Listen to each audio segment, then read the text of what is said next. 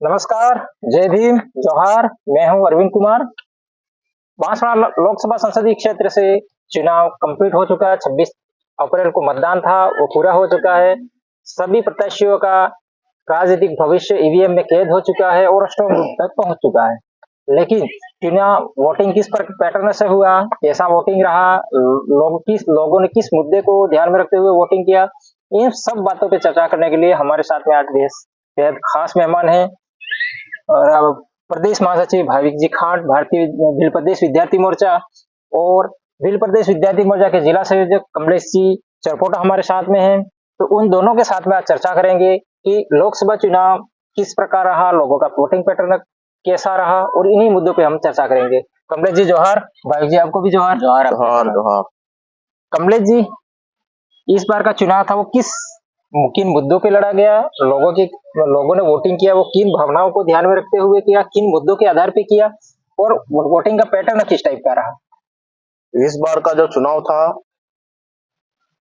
वो यहाँ की मूलभूत सुविधाएं, इस क्षेत्र की मांगे, इस क्षेत्र के मुद्दों को लेकर लड़ा गया।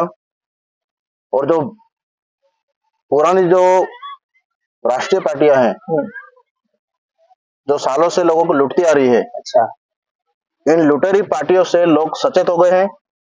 और उस चीज को देखते हुए इस बार लोगों ने विचारधारा को फॉलो किया है। विचारधारा को, जो आदिवासी परिवार की थीम है, जो विचारधारा है इसको।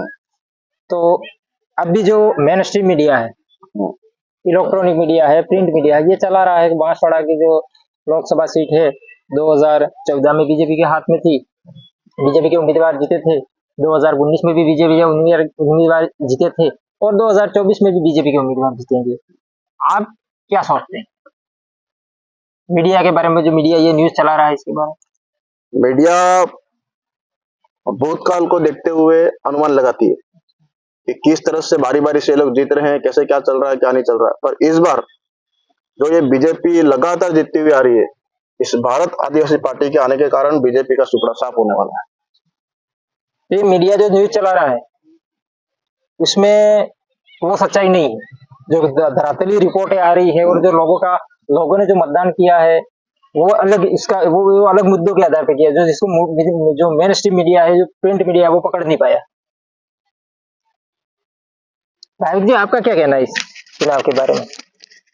चुनाव के बारे में, जो मीडिया के बारे में कह रहे हो, ये वही मीडिया है जो छात्र संघ चुनाव में एबीपी को बता रहा था, ये तीनों कॉलेजों में, यहाँ बांसवाड़ा में, यूनिवर्सिटी सहित। अच्छा, तो उनको ये पता नहीं था कि यहाँ भिल प्रदेश विद्यार्थी मोर्चा पिछले 8 सालों से मजबूती से खड़ा है और इस चुनाव में वो बहुमत से जीतेगा।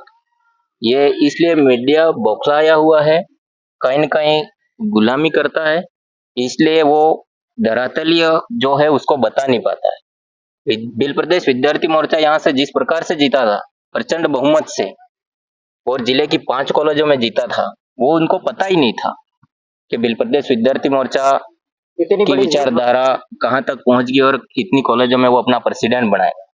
इसलिए इसी चुनाव में भी वो यही अनुमान लगा रहे हैं कि पिछले चुनाव में बीजेपी 2 बार जीती है, वोट परसेंटेज वही है, तो वो अब की बार भी बीजेपी जीतेगी। लेकिन ये प्रचंड जो मतदान हुआ है बहुमत से युवाओं का और ग्रामीण इलाकों में, वो किसी न किसी नई एक विचारधारा और रोचक परिणाम को बताएगा आने वाले 4 जून को। आपने जो कमलेश जी पहले चुनाव देखे और ये इस बार का चुनाव देखा, पहले के चुनाव और इस बार चुनाव में अब नई चीज क्या देखी आपने? नई चीज तो ये है कि पहले जो चुनाव थे उन चुनावों में भी यहाँ की जो मांगे उनको रखते ही नहीं थे लोग। खाली बड़ी बड़ी डिंगे आंकना, हम ये कर देंगे, वो कर देंगे, यहाँ ये बना देंगे, वो बना देंगे। तो इस चुनाव में वास्तव में चुनाव तो इस बार हो रहा है। इस चुनाव में यहाँ की क्षेत्र की मांगे हैं, यहाँ के लोग जागरूक हो गए हैं। पिछले जो भी चुनाव हुए उसमें लोगों को उन्होंने पैसों में खरीदा, पैसा बांटा, दारू बांटा, और यहाँ तक कि इन्होंने मांस खाते तो मांस भी बांटा। साम दाम दंड भेद सब इन लोगों ने अपना लिए। इस बार चुनाव हुआ उसमें जनता बिकने वाली नहीं है।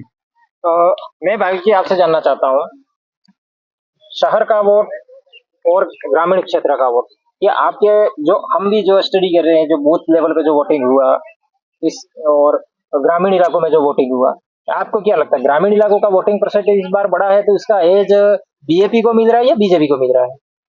जरूर बीएपी को मिल रहा है वोटिंग वो, क्योंकि ये दोनों उम्मीदवार वही मैदान में हैं जो एक तो पिछले 40 साल से राजनीति में है उम्मीदवार बीजेपी का, और विधानसभा में बारी बारी से मंत्री भी रहे हैं, विधायक भी रहे हैं, यहाँ तक कि पूर्व सांसद भी रहे, और एक राजकुमार जी रोध जो पिछली विधानसभा में रहे और अब की बार फिर विधायक बने।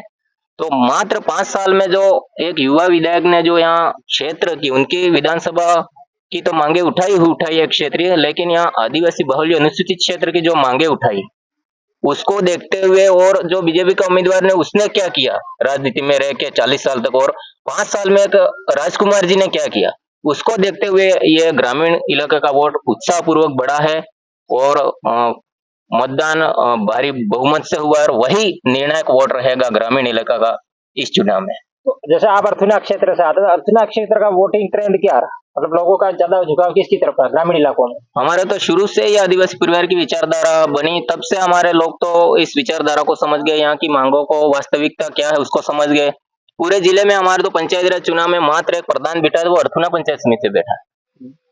वहाँ पहले से ही धरातल्य मजबूत है और एक तरफा वोटिंग हुई है राजकुमार जी के पक्ष में। और कमलेश जी यहाँ बांसवाड़ा का कैसा रहा ग्रामीण इलाकों का वोटिंग?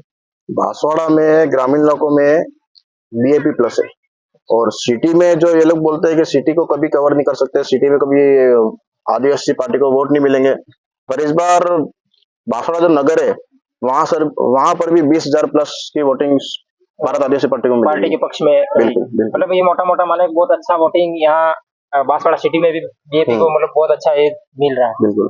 तो 4 तारीख का आप सब लोग इंतजार कर रहे हैं, 4 जून का जब जिस दिन पूरे देश के चुनाव परिणाम एक साथ में वो वोटों की काउंटिंग होगी, तो उस दिन का इंतजार कर रहे हैं। तो आपके अंदर क्या भावनाएं हैं, मतलब 4 तारीख को लेकर के आप क्या उम्मीदें दिल में लेके बैठे हुए हैं? हम तो 4 तारीख के लिए अभी से उत्साहित है।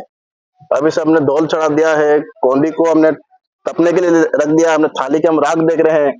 4 तारीख आएंगे कि सुबह दौल कोंडी बजा के नाचना चालू। मतलब ये हम यहाँ बैठे हैं, अभी बांसवाड़ा का खेल मैदान है जहाँ पे बच्चे प्रैक्टिस वगैरह कर रहे हैं, और पीछे सरकारी कॉलेज है जहाँ पे काउंटिंग होगी। मतलब उस दिन 4 तारीख को इस मैदान में डेरा डालेंगे। बिल्कुल बिल्कुल। दौल कुंडी मतलब जो आदिवासी के वाद्य यंत्र है जो बजाते हैं शादियों वगैरह खुशी के टाइम में जो बजाते हैं, वो सारा लेके आएंगे। पूरा बांसवाड़ा डूंगरपुर और बिल प्रदेश का एरिया इस सीट के ऊपर उनकी निगरानी है। जैसे ये सीट जीतते हैं और जीतेंगे, पूरा बिल प्रदेश का एक नई जो दिन बनाएंगे, क्षेत्र है वो जोहारमय हो जाएगा, और उस दिन सभी लोग उत्साहित रहेंगे। भाई जी आप क्या कहना चाहते हैं? हम तो उस दिन का इंतजार कर रहे हैं। ये 4 जून है, बहुत हमको तो लंबा लग रहा है। हम तो आज खुशी मनाना चाहते हैं, तो हम उसका इंतजार कर रहे हैं। और एक ये यहाँ से सीट जीतेगी, वो पूरे देश में एक अलग आदिवासी की आवाज बुलंद होगी, और एक त्योहार के रूप में पूरा भारत का आदिवासी इसको खुशी से मनाएगा। आदिवासी ही नहीं कह सकते, इसमें जो शोषित वर्ग है सभी आएगा इसमें, एसटी, ओबीसी, जनरल के जो भी शोषित, पीड़ित और विचारधारा को समझते हैं, वो हमको मतलब साथ दिया है, और जो देना चाहते हैं वो सब खुशी मनाएंगे। और एक शोषित, पीड़ित, वंचित की आवाज दिल्ली तक पहुंचेगी। ये सबका आधार होगा ये सीट, और ये सांसद दिल्ली में सबकी आवाज बुलंद करेगा। बहुत बहुत धन्यवाद कमलेश जी, भाविक जी, आपने हमारे लिए संपर्क समय निकाला और बातचीत किया और ये चुनावी चर्चाएं की, इसके लिए बहुत बहुत धन्यवाद। धन्यवाद। जोहार।